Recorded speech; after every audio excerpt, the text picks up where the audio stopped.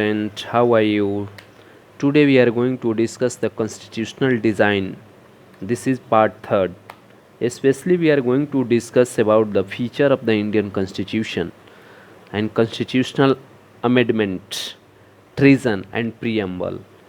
मुख्यतः रूप से चार बातें हम लोग इसमें करने जा रहे हैं कि भारतीय संविधान की विशेषता क्या है, संवैधानिक संशोधन क्या है, देशद्रोह क्या होता है और प्रस्तावना क्या होता है। इसी की चर्चा हम लोग करने जा रहे हैं इस लेसन में, इस टॉपिक में, इस वीडियो में।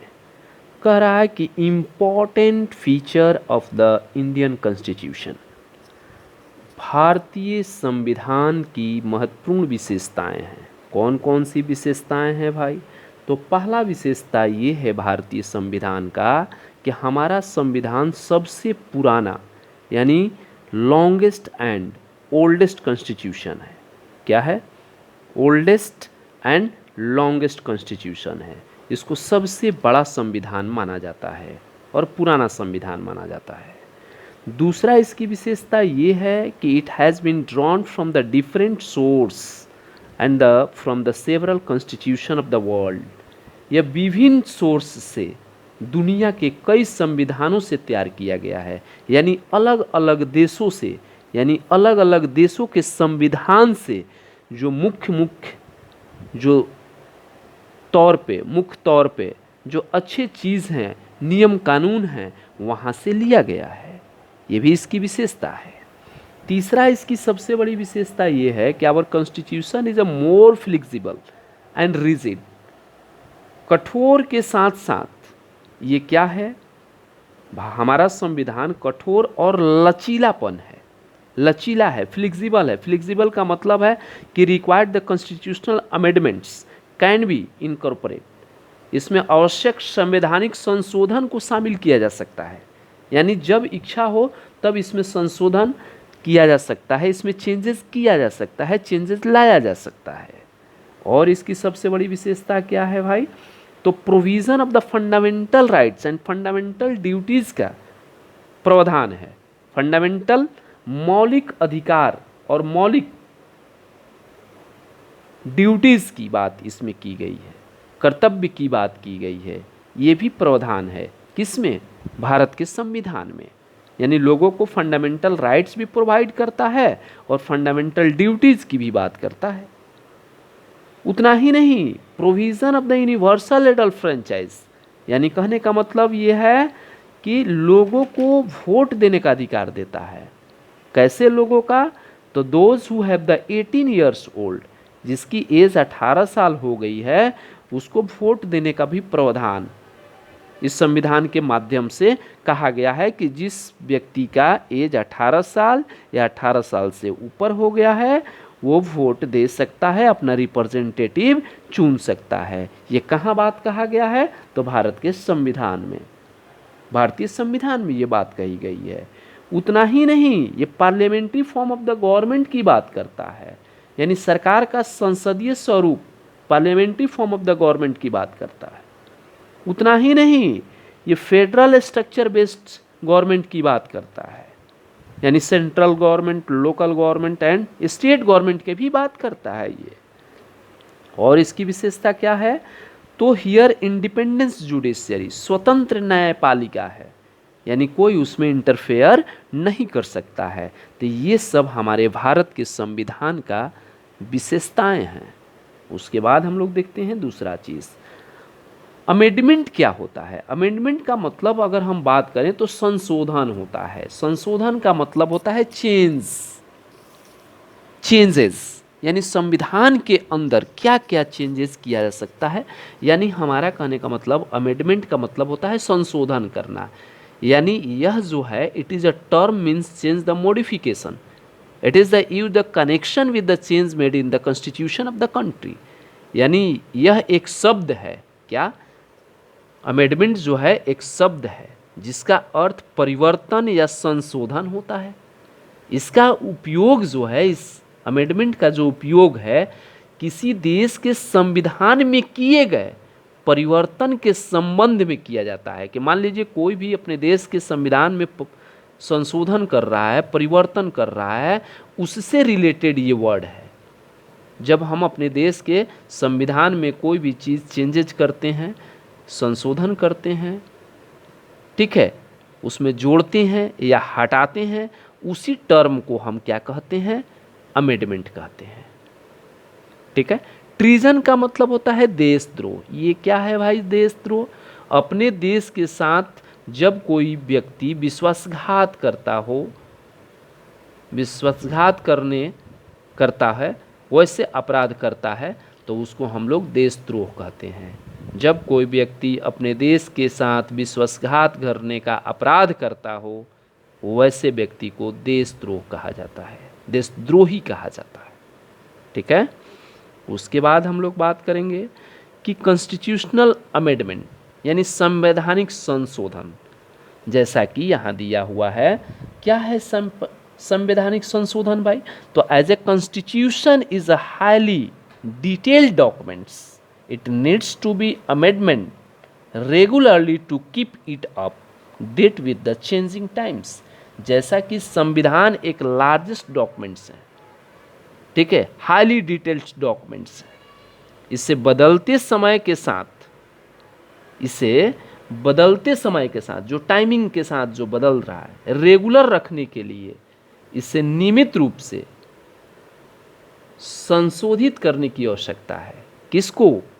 कॉन्स्टिट्यूशनल अमेंडमेंट, संवैधानिक संशोधन, यानी संविधान लार्जेस्ट डॉक्यूमेंट्स है, हाईली डिटेल्ड डॉक्यूमेंट्स है, तो समय के साथ इसमें भी बदलाव होना चाहिए, यानी उसी को हम लोग कॉन्स्टिट्यूशनल अमेंडमेंट के नाम से जानते हैं।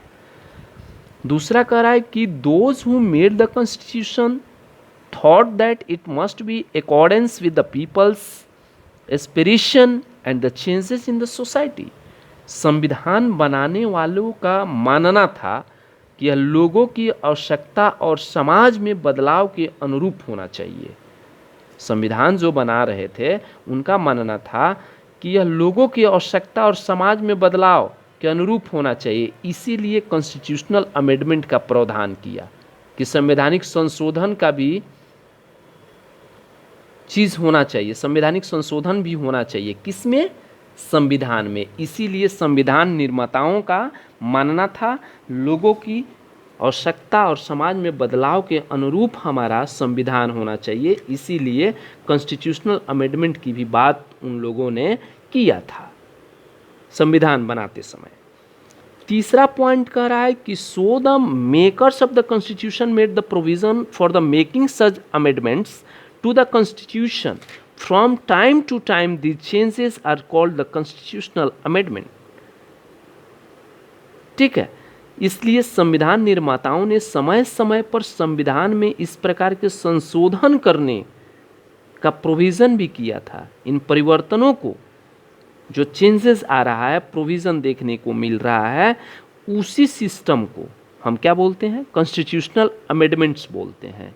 यानी इसलिए संविधान निर्माताओं ने, कॉन्स्टिट्यूशनल मेकर ने टाइम टू टाइम संविधान में किस प्रकार से संशोधन किया जाए, उसके प्रोविज़न किया जाए, इन परिवर्तन को संवैधानिक संशोधन कहा जाता है। ठीक है। इसलिए संविधान निर्माताओं ने समय समय पर संविधान में इस प्रकार के संशोधन करने का प्रोविज़न किया।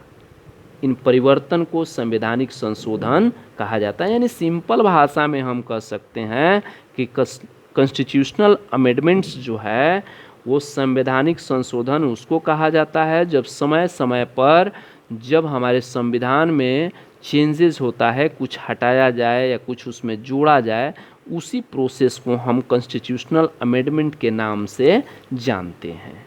ठीक है।